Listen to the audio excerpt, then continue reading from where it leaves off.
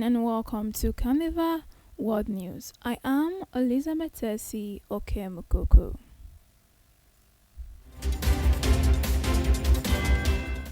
We begin the news from Africa.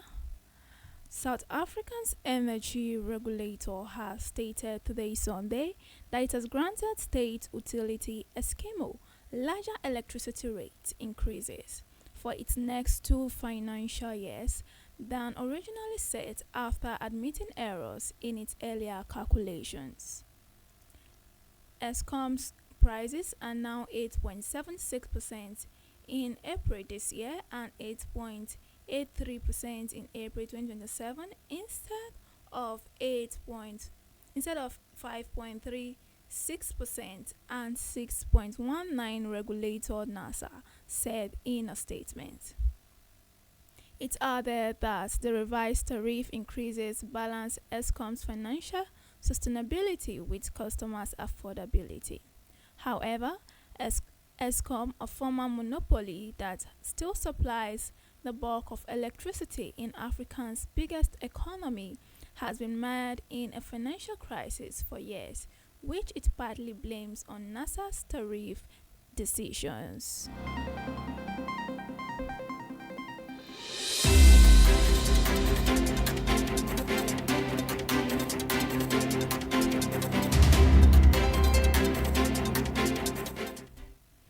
Meanwhile, in Asia, the Japanese Prime Minister Sani Takachi coalition has swept to a historic election win today Sunday, paving the way for promised tax cuts that has sparked financial markets and military spending aimed at countering China. The conservative Takachi, Japan's first female leader, who says she is inspired by Britain's Iron Lady, Margaret Thatcher, was projected to deliver as many as 328 of the 465 seats in Parliament's lower house for her Liberal Democratic Party. The LDP alone sailed past 233 seats needed for the majority less than 2 hours after polls closed, on track for one of its best ever elections results. With her coalition partner, the Japan Innovation Party, known as Ishin, Takashi now has a super majority of 2/3 of seats, easing her legislative agenda as she can override the upper chamber, which she does not control.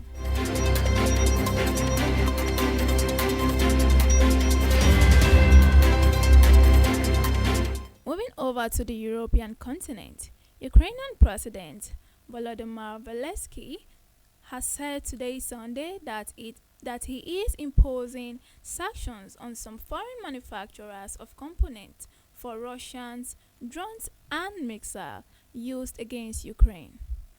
Zelensky said this on his X handle, while he noted that producing this weaponry would be impossible without critical foreign components, which the Russia continue to obtain by circumventing sanctions.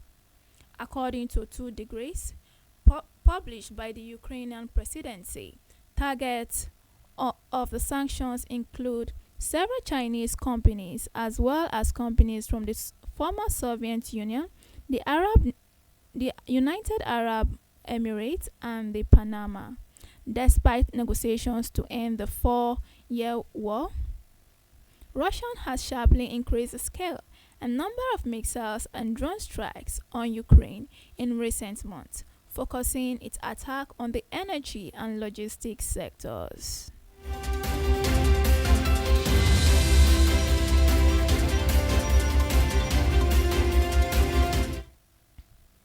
On the South American continent, on the edge of Venezuela's main oil city, Maracaibo, members of a local branch of the ruling Social Party went door to door in the weeks after U.S. forces captured President Nicolas Maduro, asking residents if they still support the party that has run the country for nearly 20 years.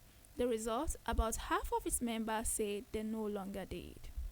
while newsmen were unable to independently verify the canvassing results. The reported drop in the support aligns with information gathered from three parts of the country. The government's patronage system, which brought a form of party loyalty through financial benefit and food parcel, also appears to be under pressure, with five of the sources saying some contributions had stopped since Maduro's capture.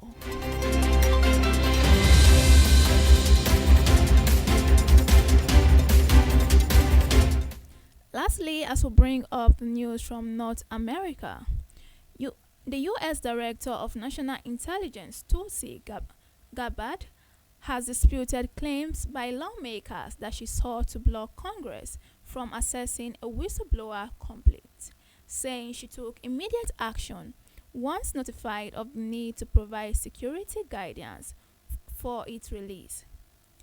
A top-secret complaint filed the intelligence community's inspectors general last May by an anonymous government official, alleging that the U.S. Spy Chief's Office sought to prevent the routine dissemination of certain classified intelligence for political reasons.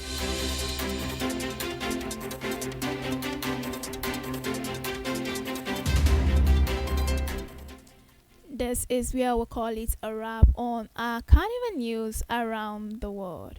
Of course, do not forget to stay informed always via our app on the Google Play Store and iOS Store, and also on our website at www.carnivalmedia.ng.